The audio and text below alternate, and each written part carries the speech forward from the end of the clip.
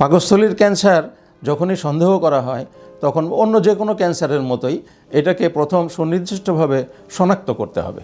শনাক্ত করার জন্য কতগুলো ডাইরেক্ট পরীক্ষা আছে, কতগুলো ইনডাইরেক্ট পরীক্ষা আছে।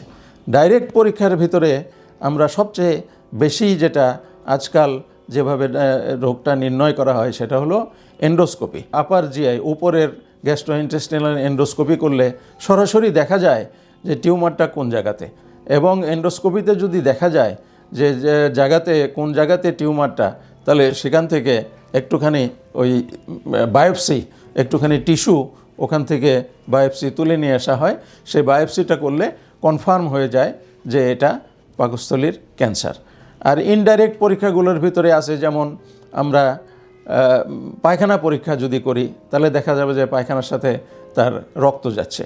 তারপরে রক্ত পরীক্ষা যদি করি তাহলে দেখা যাবে তার অ্যানিমিয়া, তার রক্তশূন্যতা খুব গ্রস মাত্রায় রক্তশূন্যতা হয়ে আছে।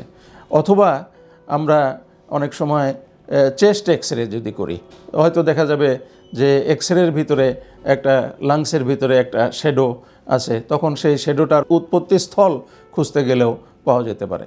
তারপরে আছে আমরা এইটা যখন ডায়াগনোসিস হয়ে যায় তখন এটাকে আমরা অন্যান্য যে কোনো টিউমারের মতোই পাকস্থলীর টিউমারও, পাকস্থলীর ক্যান্সারও বিভিন্ন স্টেজ নিয়ে উপস্থিত হয়। স্টেজ 1, 2, 3, 4। এই স্টেজিংটা খুব বেশি দরকার এর চিকিৎসাটাকে প্ল্যানিং করবার জন্য। স্টেজ 1 হলো একেবারে আর্লি অবস্থাতে, এই টিউমার অন্য কোনো জায়গায় ছড়াবার আগেই যদি আমরা সেটাকে শনাক্ত করতে পারি, সেটা শনাক্ত করবার উপায় হলো এন্ডোস্কোপি, বায়োপসি।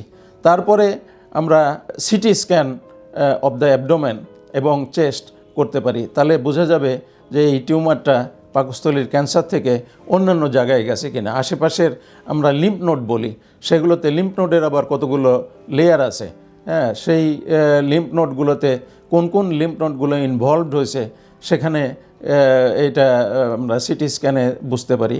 তারপরে সিটি স্ক্যানে আরও বোঝা যায় যে এটা পাকস্থলীর টিউমার থেকে আশেপাশের কোনো স্ট্রাকচারকে ঢুকে পড়ছে কিনা। যেমন আশেপাশের স্ট্রাকচারের ভিতরে থাকে লিভার, তারপরে পিছন দিকে থাকে বড় বড় রক্তনালী, তারপরে থাকে প্যানক্রিয়াস। এরকম স্ট্রাকচারগুলো যদি ইনভলভড হয়ে থাকে তাহলে সেটাও স্টেজিংয়ের ব্যাপারে আমাদেরকে সুনির্দিষ্ট দিক নির্দেশনা দেয়।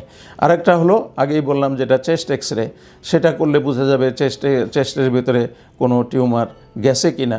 এইভাবে আমরা পাকস্থলীর ক্যান্সারটাকে স্টেজ 1, 2, 3, 4 এইভাবে আমরা সুনির্দিষ্ট করে ডায়াগনোসিস করতে পারি।